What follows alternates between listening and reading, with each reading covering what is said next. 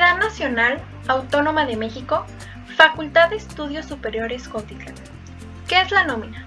Presentado por Soto Mena Olga Itzel para la materia de Dictamen a los Estados Financieros por el profesor Argenis Iván Mejía Chavarría.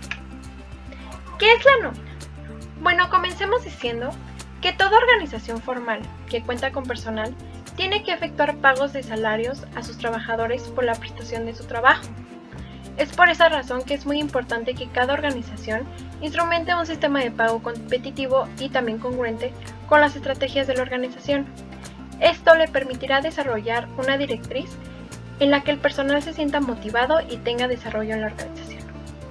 El cálculo de la nómina representa un proceso en el que se tiene que considerar las políticas salariales establecidas por la organización y las disposiciones del sistema laboral regulado por las leyes vigentes.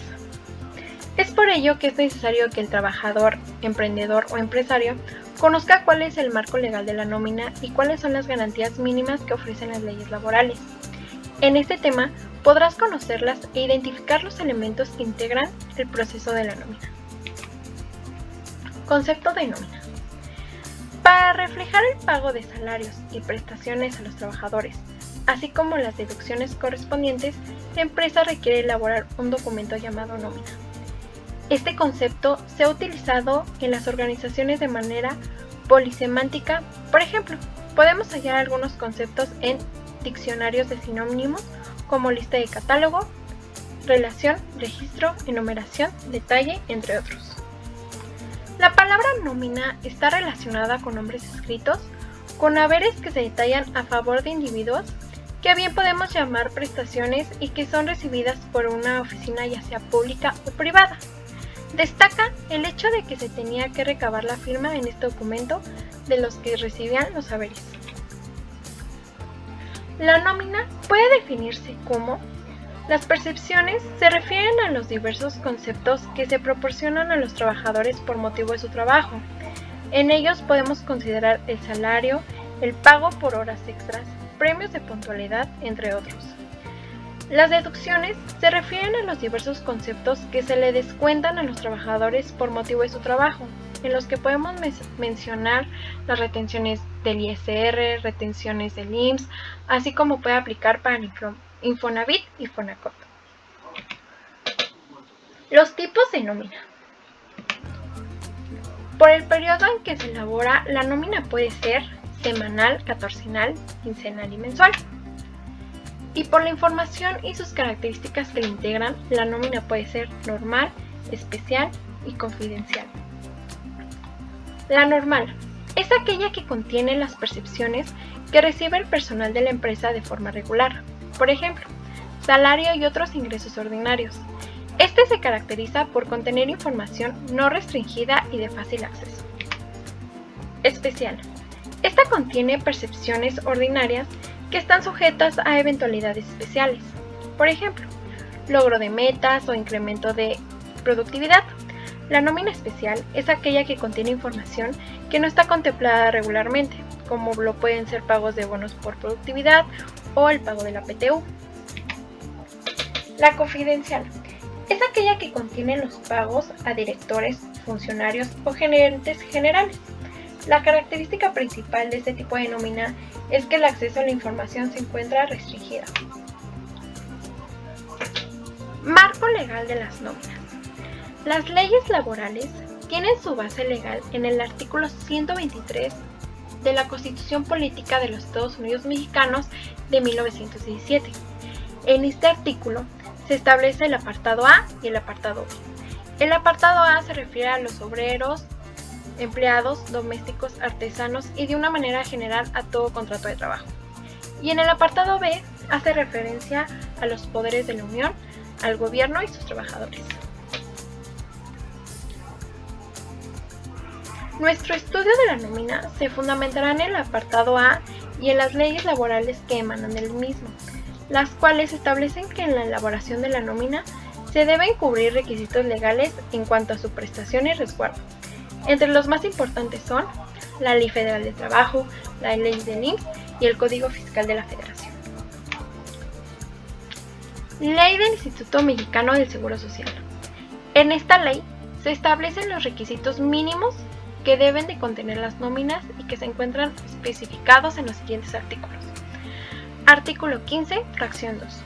Los patrones están obligados a llevar registros, tales como nóminas y listas de raya, en las que se asienten invariablemente el número de los días trabajados y los salarios percibidos por sus trabajadores, además de otros datos que exijan la presente ley y sus reglamentos.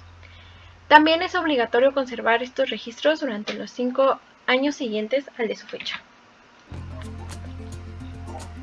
Artículo 8 del Reglamento de la Ley del Seguro Social en materia de afiliación, clasificación de empresas, recaudación y fiscalización.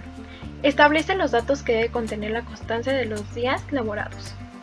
Nombre, denominación o razón social del patrón, número del registro patronal, el nombre completo del trabajador, su CURP, periodo que comprende, número de días laborados, duración de la jornada, ya sea completa o reducida, y por último, tratándose de los patrones a los que se refiere la fracción 6 del artículo 15 de la presente ley, a los datos anteriores deberán agregarse los que permitan identificar la ubicación de la obra. Código Fiscal de la Federación. El Código Fiscal de la Federación establece en su artículo 67 que las facultades de las autoridades fiscales para determinar las contribuciones o aprovechamientos omitivos y sus accesorios, así como para imponer sanciones por infracción a las disposiciones fiscales, se extingue en el plazo de 5 años, contados a partir del día siguiente a aquel en que 1. Se presentó la declaración del ejercicio, cuando tenga obligación de hacerlo. Tratándose de contribuciones con cálculo mensual definitivo, el plazo se computará a partir de la fecha en que debió haberse presentado la información que sobre estos impuestos se solicite en la declaración del ejercicio del impuesto sobre la renta. En estos casos, las facultades se extinguirá por años de calendario completo, incluyendo aquellas facultades relacionadas con la exigibilidad de obligaciones distintas a la de presentar la declaración del ejercicio. Ley Federal del Trabajo.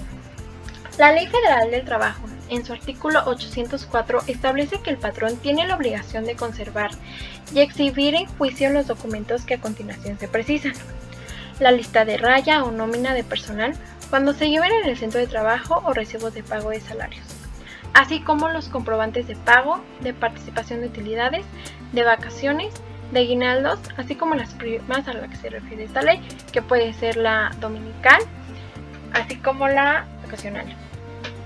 Y también los documentos señalados por la fracción 2, 3 y 4 durante el último año y un año después de que se extinga la relación laboral. Con el objetivo de cumplir oportunamente con las diferentes obligaciones laborales fiscales, así como legales y de seguridad social, en cuanto al resguardo y prestación de la información que se genera con la relación laboral, podemos establecer los siguientes tiempos según lo explica Luis Ángel Orozco Colín, 2012. Están los datos generales, modificaciones de sueldo, detalle de pagos efectuados, acumulados y documentación. Modificaciones al salario. En esta debemos guardarla por lo menos hasta que termine la auditoría del año siguiente en que se retire el empleado. En el detalle de pagos efectuados, debemos guardarla durante el último año y un año después para efectos laborales según el artículo 804 de la Ley Federal del Trabajo, y por 5 años para efectos fiscales de ICR en su artículo 67 del Código Fiscal de la Federación. Y los acumulados es la información de los conceptos de sueldo, percepciones y acciones que vamos acumulando en el año natural. Estos acumulados nos servirán para determinar la PTU del año siguiente en el que se retire y un año más adelante para elaborar las declaraciones de los sueldos y salarios. Y por último, la documentación. En este deberemos guiarnos por los puntos anteriores y considerar que en caso de que tengamos alguna, demanda o juicio en proceso, la información o documentación relativa a este proceso debemos guardarla durante todo el tiempo que dure el mismo, independientemente de si decidamos mostrarla o no. Procedimiento para la elaboración de una nómina. Este procedimiento inicia por la definición de los salarios y las prestaciones que les serán otorgados a los trabajadores y, posteriormente, la presentación de alta de los empleados y la determinación de deducciones, la elaboración de la nómina, la elaboración de reportes, así como sus recibos, el pago del salario y prestaciones, su contabilización y cierre. Otro elemento importante y que da equidad en cuanto al cálculo del ingreso y al descuento derivado de los salarios y prestaciones es el establecimiento de políticas de pago, las cuales otorgan claridad y certeza al ingreso final de los empleados. El procedimiento para elaborar la nómina dependerá de cada organización. En el siguiente diagrama se muestran los pasos de este procedimiento. Si analizamos bien este diagrama, encontraremos 3 pasos anteriores, que son aquellos requisitos previos a la elaboración de este procedimiento de la nómina. Como pueden ver, está la administración de sueldos y salarios, fijar políticas salariales, usar técnicas y métodos adecuados, determinar salarios y prestaciones, definir políticas de pago y descuento, determinar calendarios de pago, determinar incidencias del periodo, considerar pagos y descuentos, obtener reportes y recibos, pagar la nómina, cerrar la nómina y presentar informes y declaraciones. A continuación, se mencionan los pasos específicos del procedimiento para la elaboración de las nóminas. A. Determinar salarios y prestaciones. Estas pueden determinarse mediante las técnicas de evaluación de puestos, investigación salarial o el establecimiento de estructuras salariales, así como un estudio de la capacidad económica de la organización que permita cumplir con el pago de estos elementos. Toda técnica o método tendrá que adaptarse a las posibilidades y necesidades de operación de la empresa. Dependiendo de lo que la empresa pretenda lograr, será la técnica o el método que se utilice, ya que cada uno de ellos pretende resolver una problemática determinada. Definir políticas de pago y descuento. Estas facilitan el cálculo de la nómina y se deben detallar lo más posible. Las diferentes posibilidades que pueden enfrentar los pagos y descuentos, tratando de ser los más claros posibles, y el personal debe ser informado de todas las políticas para evitar conflictos. Determinar calendarios de pago. Es necesario elaborar calendarios de pago dependiendo de los tipos de nómina que serán utilizados por la organización, ya sea quincenal, semanal o mensual. Los calendarios de pago se deberán realizar antes de iniciar el año, ya que esto es una parte fundamental de la planeación de toda organización y nos permite determinar cuándo calcular, cuándo pagar y contabilizar los salarios, evitando conflictos laborales por pagar fuera de los tiempos establecidos los salarios correspondientes. Determinar incidencias del periodo. Llevar el control de los días laborados mediante listas de asistencia, reloj checador, dispositivos electrónicos, así como tener la documentación probatoria relativa a horas extras, incapacidades expedidas por el Instituto Mexicano del Seguro Social, permisos con o sin goce de sueldo, vacaciones y demás. Considerar conceptos de pago y descuento para la nómina que se está procesando. Según la nómina que se está procesando, serán los conceptos que se incluyan. Si se opera la nómina de PTU, no tendremos conceptos como faltas o tiempo extra. También se tomarán en cuenta los pagos o descuentos fijos, por ejemplo los descuentos o préstamos. En esto se debe revisar y obtener cifras de control.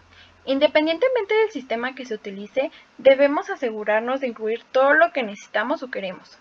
Además, calcular la nómina es la parte medular del proceso. Siguiente, obtener reportes y archivos. Hablamos de reportes normales como la nómina, los recibos en los que habrán de firmar los trabajadores y los resúmenes normales, además de los archivos que enviamos al banco para pagar con crédito a cuentas bancarias o de los archivos que requieren las empresas para proporcionar los vales de despensa o para administrar el fondo de ahorro. La siguiente, pagar la nómina. Cuando la forma de pago sea en efectivo o con cheque, pues cuando sea a través de cuentas bancarias lo habremos hecho en el paso anterior. Al terminar este paso, sabemos que la nómina ya no tendrá más correcciones, pues los trabajadores son los primeros en detectar cualquier error o problema.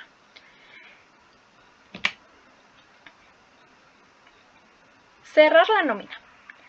Entiéndase este paso como el definitivo para considerar inanulable lo efectuado y empezar a operar el siguiente periodo. Y por último, presentar informes y declaraciones. Se incluye en este paso todo lo demás relacionado a la nómina, llámese declaraciones anuales o mensuales. Muchas gracias, hasta pronto.